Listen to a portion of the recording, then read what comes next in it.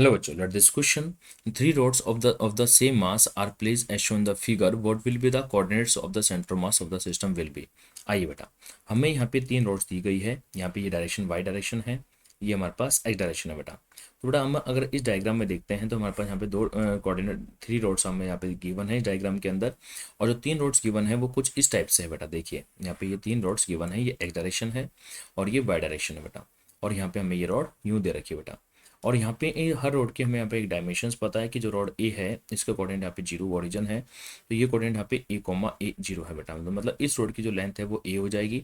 इसके कोऑर्डिनेट यहाँ पे जीरो कोमा ए है तो इसकी भी लेंथ ए हो जाएगी। और इस पूरी रोड की लेंथ जो है वो √2 ए हो जाती है। तो इसका जो सेंटर मास है वो बिल्कुल सेंटर पर लाई कर रहा होगा, मतलब √2 ए का जस्ट हाफ होगा।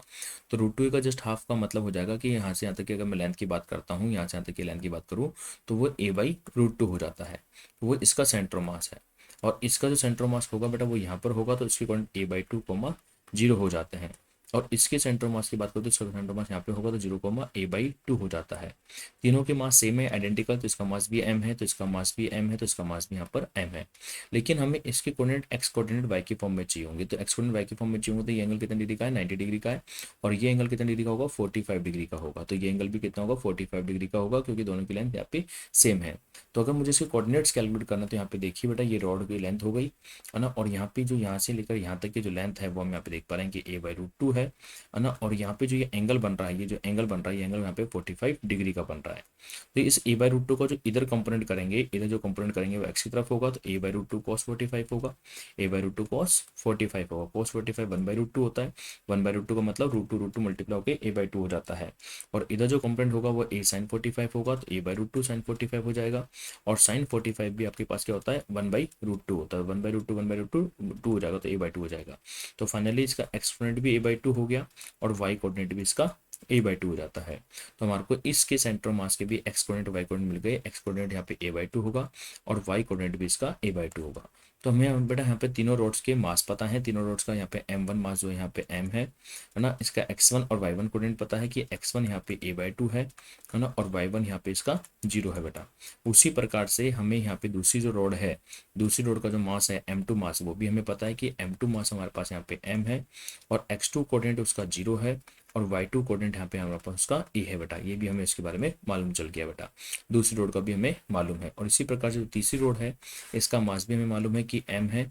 और इसका जो x3 कोऑर्डिनेट है वो हमें मालूम है कि a/2 है। और इसका जो y3 कोऑर्डिनेट है वो भी हमें मालूम हो गया क्योंकि कितना बेटा, वो भी a/2 है। तो तीनों रोड्स के मास पता है, तीनों रोड्स के सेंटर मास के x1 y1 x2 y2 और x3 y3 कोऑर्डिनेट्स पता है। तो सेंटर मास का x कोऑर्डिनेट y कोऑर्डिनेट का फॉर्मूला क्या होता है कि coordinates of centre mass, coordinates of centre mass, centre mass के कोऑर्डिनेट्स को कैलकुलेट करने का फॉर्मूला होता है कि सेंटर मास का अगर x कोऑर्डिनेट कैलकुलेट करना है तो फॉर्मूला होता है m1x1 plus m2x2 plus m3x3 upon m1 plus m2 plus m3 बेटा। ये सेंटर मास का x कोऑर्डिनेट कैलकुलेट करने का फॉर्मूला होता है। m1 plus m2 plus m3 होता है। तो अगर मैं यहाँ पे सारी वैल्यूज पुट करता हूँ तो m1 कितना है, m है। x1 कितना है, अगर हम x1 को देखें तो x1 हमारे पास कितना है बेटा, a/2 है। x2 कितना है, 0 है। तो x1 कितना है, a/2 है। x2 कितना है, यहाँ पे 0 है। और x3 कितना है बेटा, वापस से हमारे पास a/2 है बेटा। और अपन m1 plus m2 plus m3 तीनों को हम यहाँ पे ऐड कर देंगे।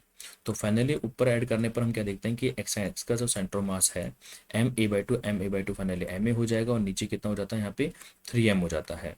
तो फाइनली यहाँ पे कितना बच जाता है, अगर हम यहाँ पे ध्यान से देखें तो हमारे पास a/3 बच जाता है। तो हमने यहाँ पे क्या देखा कि सेंटर मास जो एक्स कोऑर्डिनेट है वो कितना आ गया, एक्स कोऑर्डिनेट सेंटर मास का a/3 आ जाता है। इसी प्रकार से एक्स सेंटर मास का y कोऑर्डिनेट अगर देखते हैं तो फॉर्मूला क्या होगा, बिल्कुल सिमिलरली यहाँ पे m1y1 plus m2y2 plus m3y3 upon m1 plus m2 plus m3, यहाँ पे y कोऑर्डिनेट होगा सेंटर मास का कैलकुलेट करने का।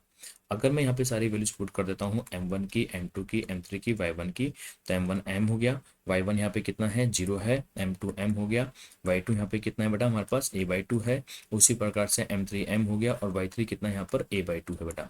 और m1 plus m2 plus m3 को अगर आप जोड़ते हो तो ये कितना हो जाएगा, 3m हो जाता है।